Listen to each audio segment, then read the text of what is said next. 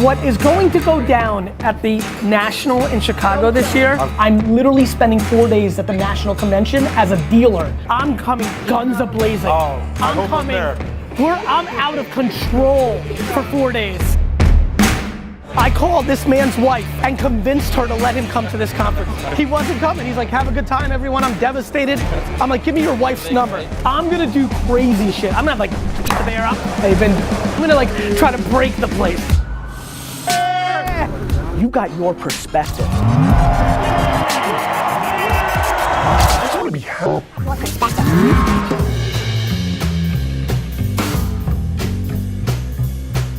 Been here since Tuesday night, got in super late, 3-hour delay.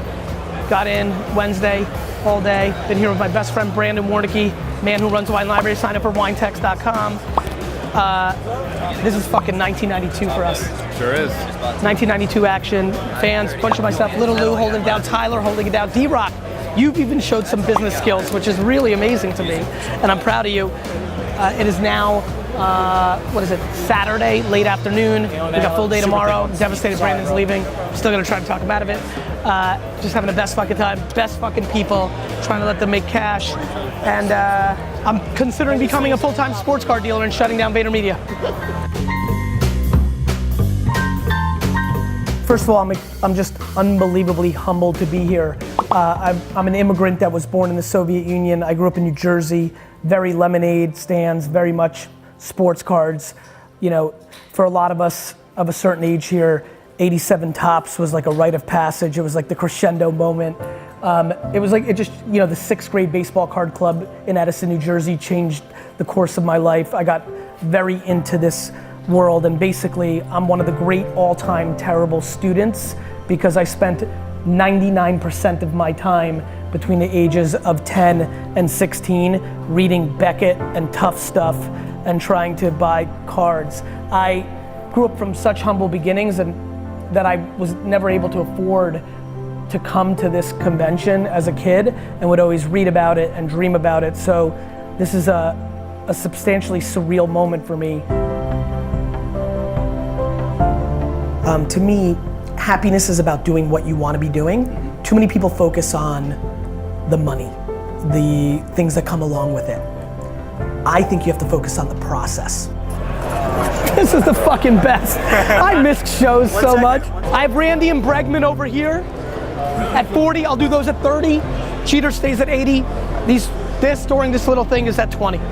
Tomorrow I'm raising the prices by 10 bucks each. I'm being dead fucking serious. Very simply, we have to make happiness the North Star. We have to. Because the framework of all of us over the last 100 years is success, and even worse, things. My great hope is that happiness becomes a North Star equal to financial success because it's so much better. That's awesome, brother. Real pleasure, man. Nice meeting you. Thank you so much for buying that. Yeah, Real nice meeting you. And you're here how long? The whole week? Yeah, we're here. Come back more other times. All right? Yeah, here, bro. Take a pack. And if you pull a signed auto of mine, then you get a $25,000 business consultation. Say well. One of the big things that I'm passionate about is, are you doing something you enjoy to do? Like happiness and fulfillment has to become a much bigger part of the conversation than financial upside. I'm always very hurt when people think that I'm pushing hustle and too much work and make it for the money. You know, my behavior doesn't map to that. I would have been a venture capitalist then. Like I'm talking about actually liking what you do.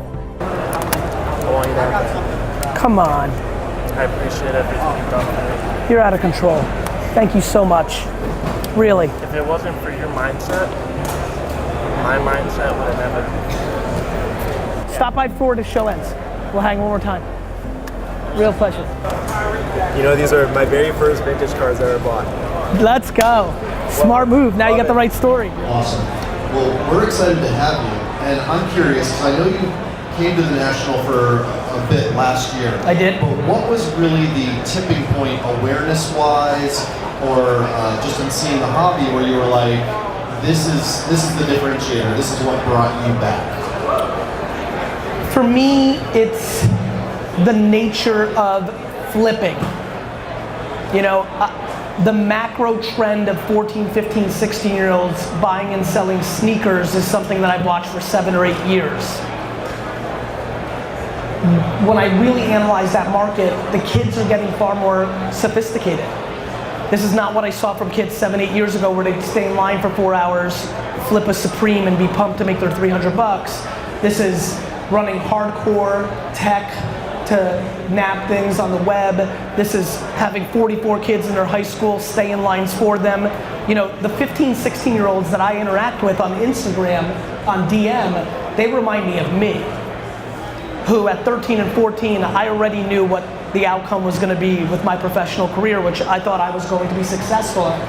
And I can sense my own when I talk to them. And some of these 13, 14-year-olds feel to me like, you know, I'm trying to figure out how to invest in humans and take 20% of the upside of a 14-year-old because I could see it. And what I started noticing was frustration around supply. They weren't able to get enough when they were right.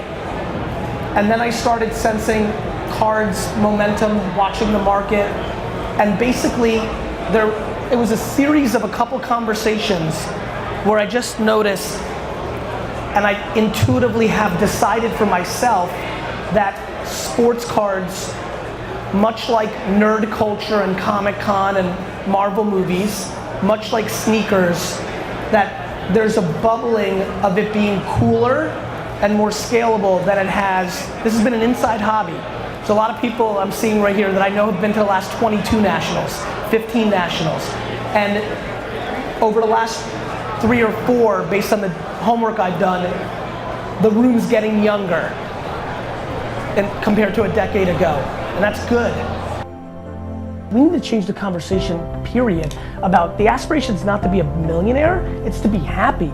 If I can replace the word millionaire with happy, and I'm crazy, I think I can pull it off. Literally, I'm doing what I did when I was 16 years old with this guy, my best friend Brandon. That's awesome. We're literally doing a show. You having fun?